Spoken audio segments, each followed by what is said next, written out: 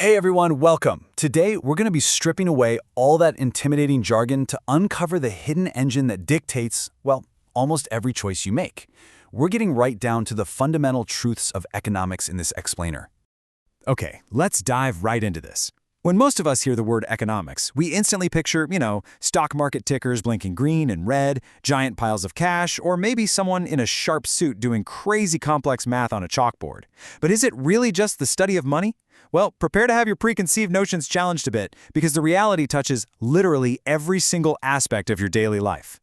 To keep us on track today, here is a quick roadmap. 1. The problem of scarcity. 2. Micro versus macroeconomics. 3. Understanding opportunity cost.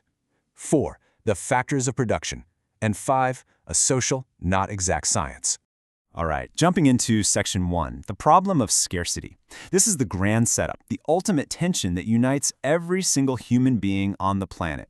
At its absolute core, economics is really just the study of human choices, and it's driven by this universal, inescapable tension. On one side, we have our human wants, which are, let's face it, absolutely unlimited. We always want more. But on the other side, we have our resources, and those are strictly limited. Because you simply can't have infinite output from finite inputs, we face what economists call relative scarcity. And it is exactly that scarcity that forces us to do one fundamental thing: make a choice. This dynamic brilliantly illustrates the foundational pillars of economics perfectly. Unlimited wants clash with limited resources, creating relative scarcity, which absolutely necessitates choice.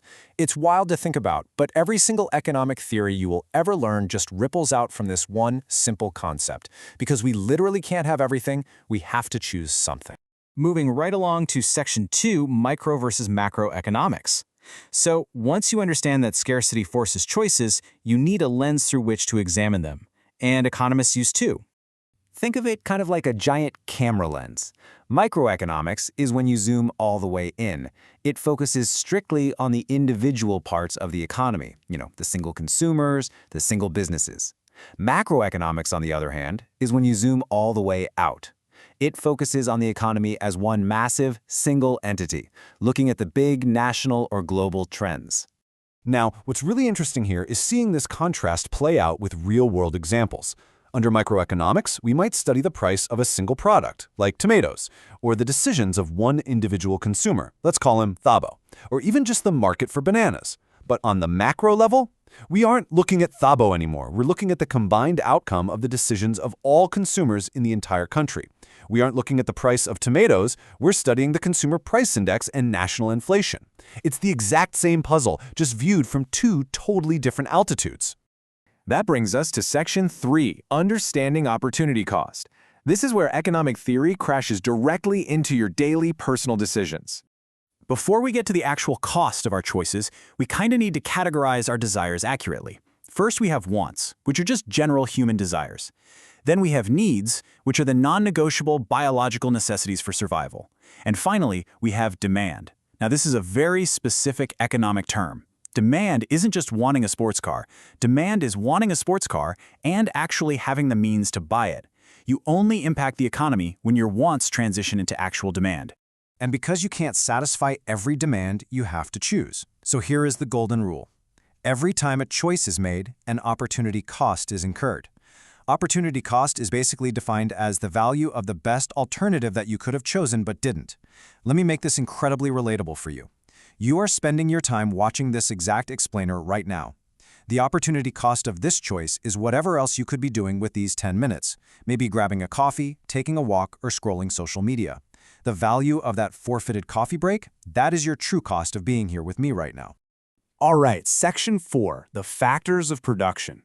We've talked a lot about the limited resources that force choices, but what exactly are they? These are the scarce resources used to actually produce goods and services in our world. There are 5 specific ingredients here. Natural resources, which is often just referred to as land. Labor, meaning human effort. Capital, which in economics actually means machinery, buildings, and tools. Entrepreneurship, the human drive to organize all the other factors. And technology, to produce absolutely anything in the economy, from a simple number 2 pencil to a quantum computer, you have to pull from this finite list of ingredients. But wait, actually take a closer look. Did you notice what was missing? Money is not a factor of production. No way, right? This is one of the most common misconceptions out there. Money itself produces absolutely nothing. You literally can't stack $1 million bills together and use them to hammer a nail or construct a building. Money is just a medium of exchange that we use to acquire the actual factors of production, the land, the labor, and the capital. It's the grease in the gears, folks, not the gears themselves. Which brings us to our final stop, Section 5, a social, not exact science. Economics is incredibly powerful, for sure, but we must understand its boundaries. Because at the end of the day, economics is a social science, and the key word there is social. It is the study of the behavior of unpredictable human beings. Unlike the natural sciences, like physics or chemistry, economists just don't have the luxury of lab experiments. We can't put thousands of people into a giant test tube, tweak one little variable like a tax rate, keep absolutely everything else perfectly still, and then measure the exact chemical reaction. Our experiments happen out in the messy, chaotic real world. So the crucial point to remember is that economic laws are not absolute. Unlike physics, where an apple always falls down due to gravity, economics is highly conditional. If a product's price goes up, will demand definitely go down? Well, it depends. Because of this unpredictability, when economists try to make a rule, they almost always have to add a major caveat, provided all other things remain the same or constant. They basically have to artificially assume a completely static environment just to even attempt a prediction. Which leaves us with this massive, lingering question. Can we ever truly predict unpredictable human behavior? The source material brings up a really great example. Consider recent banking collapses in the US. Could this have been avoided with better planning and better economic regulation? Science is an attempt to discover regular patterns so we can plan and minimize negative impacts. But when your main subject is human behavior, which is driven by fear, greed, innovation, and sometimes sheer panic, can any model ever be perfect? It's a fascinating problem, and honestly, it's what makes the study of economics infinitely complex and endlessly compelling. Thanks so much for joining me on this explainer. Keep questioning the world around you, and I'll catch you next time.